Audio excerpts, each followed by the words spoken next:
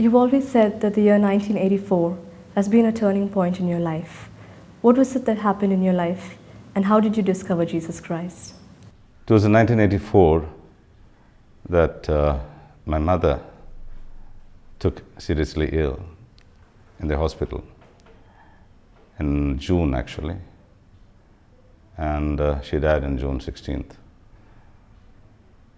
While she was in the hospital and I was mainly taking care of her, I developed a fever. When your mother is seriously ill, almost on a very possible death also, that's not the time that you think about yourself. So I just put aside my fever and my difficulties, and I kept moving, seeing to things regarding her. In the meantime, like my family, there are quite a number of doctors. So they saw that I'm having fever, and they told me it must be a viral fever, take some medicine, and they gave me some medicines. On June 16th, after she died, this fever persisted. So by the time they had put me on 2 different antibiotics, and then they proposed a 3rd one. Later, they decided, okay, let's stop all the tablets. They stopped the tablets. So we just observed for a few days. After 2 days, the fever broke. And another 3 or 4 days, they washed, and I was like recovering, and I was okay. They said it must have been a freak viral fever or something, nothing to worry. I went about my things normally as usual. I had to go back to, I was studying in Cochin by that time. I thought I'd go back and get back to what I was doing. I went to Cochin, I did some of the things I had to do, and I came back after a week to Kollam. In the train itself, I developed fever again. So from the railway station, I went straight to a clinic. The doctor was one of my friends. He checked me up and he said, "You're having sinusitis, and you already had a whole lot of antibiotic tablets. Better not take any more tablets." So he put me on a penicillin injection. I used to go every day and get my injection. After that, I started finding a little difficulty in walking. I thought it's because of the fever and the weakness. And one day in the afternoon, while I was having lunch, I took a glass of water to drink. I brought it halfway up and my hand started shivering. I couldn't reach my mouth. So I put the glass back on the table, and then I put force and lifted it and drank it. This was noted by Dr. Paul, my cousin Birdie's husband. And he said to my family that, this is not just an ordinary kind of thing. Something is really wrong with Ajit. We need to take him to a specialist. So they fixed up some appointment with a specialist, and I was taken to a specialist. The first guy looked at me, the doctor, and he checked me up, and he said, "There's nothing really wrong." And another doctor, he said some other things. Finally, one doctor decided, I'm having acute chronic amoebiasis, and I was asked to be admitted into hospital. And he was a doctor working in the government hospital, Kollam.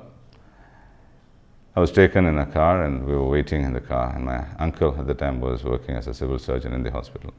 So he went and he said, I'll try to arrange a room, let me see, so wait. While we were waiting in the car, Dr. Paul was there, and a friend of mine, the other doctor. And that friend said, "If Ajit has got this illness, then I'll stop practicing my profession. As we've tested him many times, and this is not the illness." So my father said, "Look, you guys are the doctors.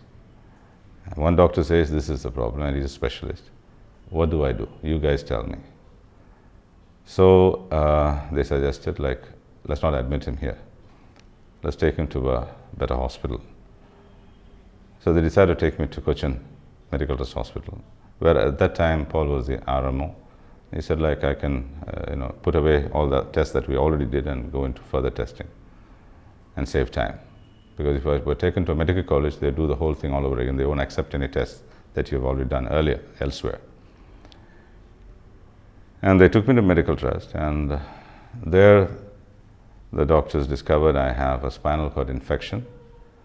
They called it spinal arachnoiditis.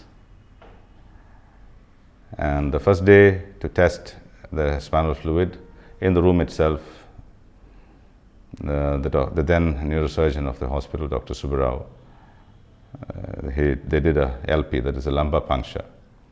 They put a needle through two of your vertebrae, between the two bones, and they try to take fluid. It's pretty painful.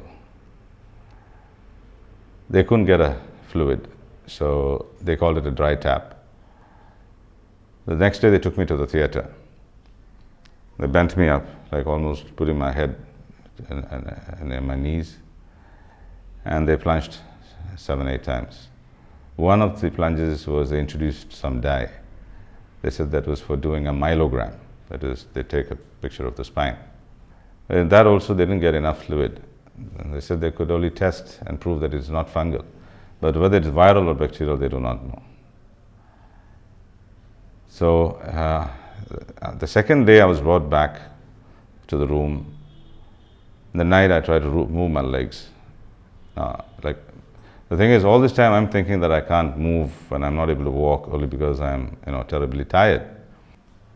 In the night I tried to move my legs, I could not. Later I propped myself up and I sat. I again tried to move my legs. I couldn't move it. I touched them, no sensation. I pinched them, no sensation at all. And I did a lot of other things. That's when the realization came to me, my two legs are like two sticks. They have no sensation. In the midst of that extreme desperate state, the mind going literally crazy, that was the third time in my life I heard the voice of God. And what was told to me was three things. Believe in God, believe in Jesus, you will be well. At that time, on that day, I thought, oh boy, I'm hearing voices.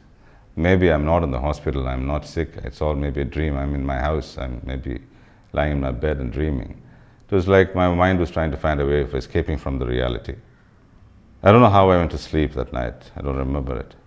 All I know is when I woke up the next day, I had a strange sense of calmness, a tranquil state within, a very peaceful state.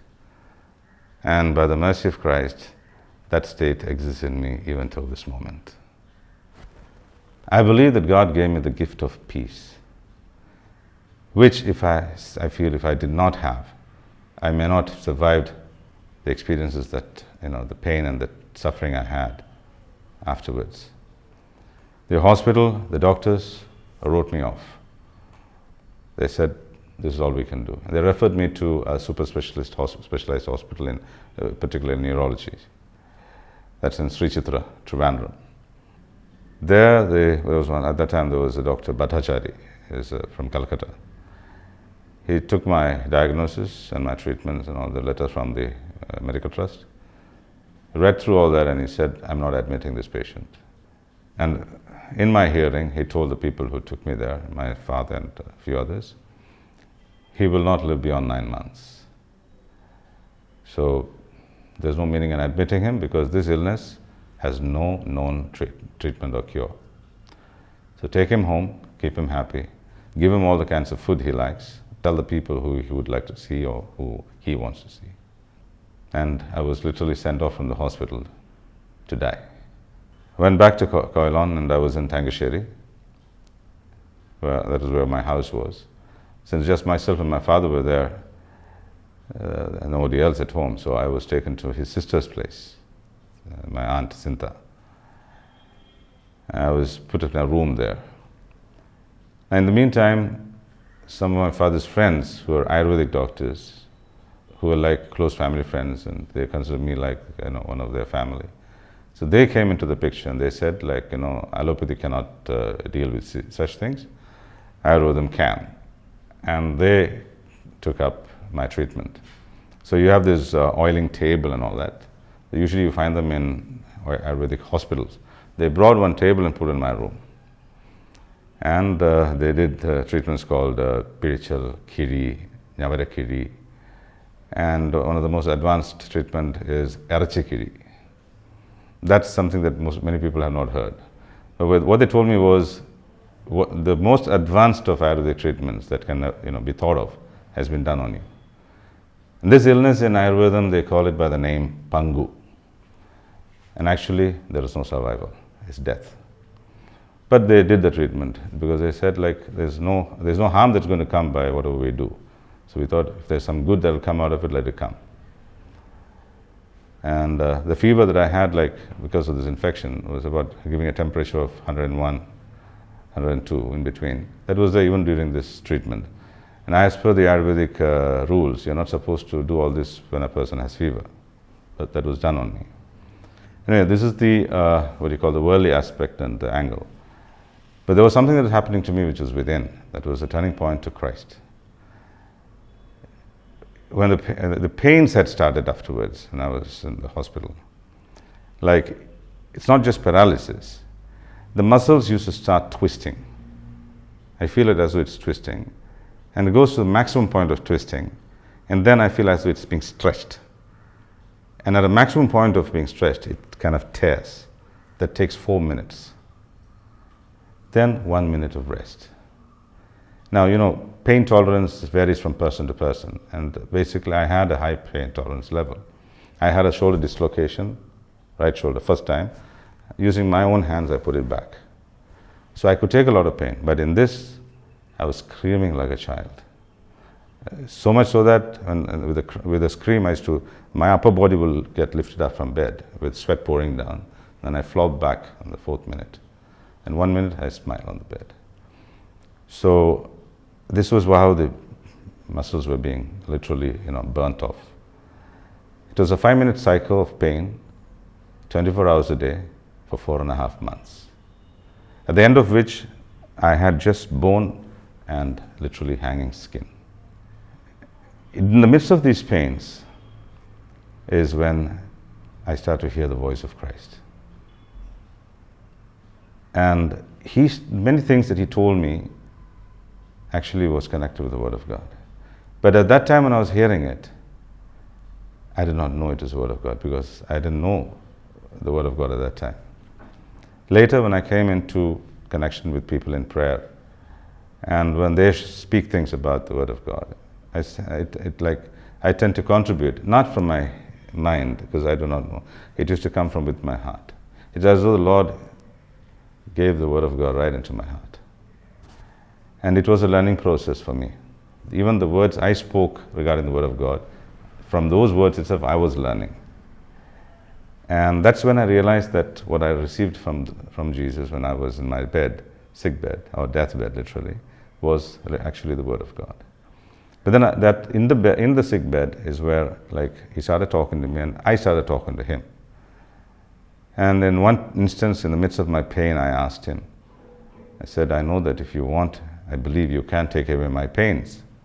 But if it is that I should take these pains, give me the grace to bear them. The answer he gave me was an answer only Christ could give. He said, my pains on the cross and my sufferings and passion had clear purpose, objective, and meaning. Give your pains the same, and I will give you the grace to bear the pain. From that very moment, I started to surrender my pains for my own purification and for my father and various other matters. And thus started my journey with Christ. In short, this experience was like God the Father was introducing me to His Son, Jesus Christ, and making me befriend Him. Since then, I'm walking with Christ.